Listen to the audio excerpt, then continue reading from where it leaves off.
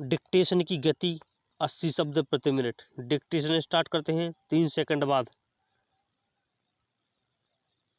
Start.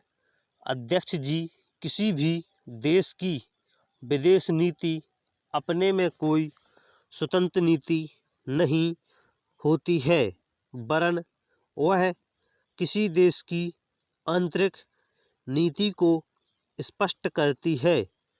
उदाहरण के लिए हम अमेरिका को ले सकते हैं।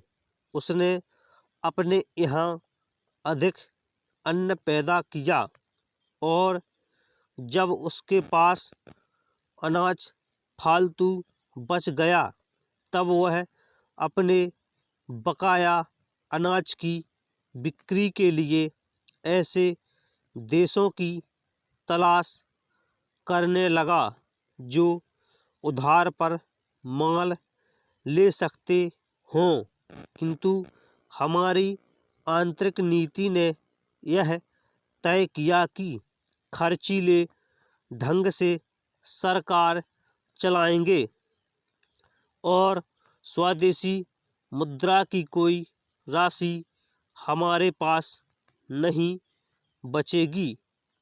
हमने कर भी लगा दिए और मुद्रा प्रसार भी कर दिया। कुछ संकट पड़ने के बाद इस बात की आवश्यकता को नहीं समझा कि उस पैसे का कहीं अन्यत्र उपयोग कर सकें। श्रीमान, मुझे माननीय प्रधानमंत्री जी के इस कथन पर दुख होता है कि दुनिया के अमीर और गरीब देशों का अंतर लगातार बढ़ता जा रहा है। मैं उनसे यह पूछना चाहती हूँ कि भारत की विदेश नीति ने उस अंतर को घटाने की क्या कोशिश की है? क्या भारत सरकार ने कभी दुनिया की पंचायत में यह कहने की हिम्मत की है कि बालिग मताधिकार के आधार पर यूएनओ का चुनाव होकर एक संसद बनाई जाए?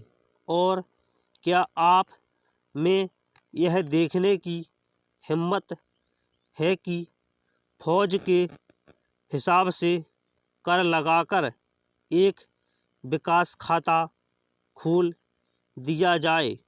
जो देश विकसित हैं उनके मजदूरों का 1 घंटा हमारे देश के मजदूरों के 100 घंटों के बराबर माना जाता है, क्योंकि उनके पास साधन हैं। इसीलिए यह अंतर और भी बढ़ता चला जा रहा है।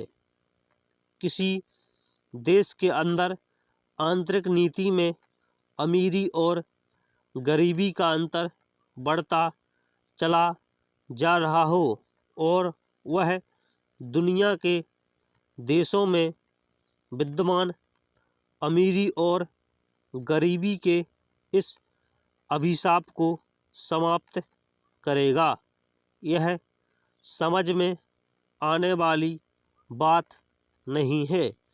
अब मैं आपका ध्यान एक और बात की ओर दिलाना चाहती हूँ। पूर्वी जर्मनी को मान्यता देते हमें परेशानी होती है, इसलिए कि शायद पश्चिमी जर्मनी को बुरा लगे, लेकिन पश्चिमी जर्मनी ने तो अपनी रक्षा का भार दूसरों पर छोड़ दिया। उसने अपनी पूरी शक्ति इस बात पर लगा दी है कि अधिक से अधिक उत्पादन किया जाए। आपने जो समय दिया उसके लिए मैं आभार प्रदर्शन करता हूँ और आपका धन्यवाद करता हूँ। स्टॉप।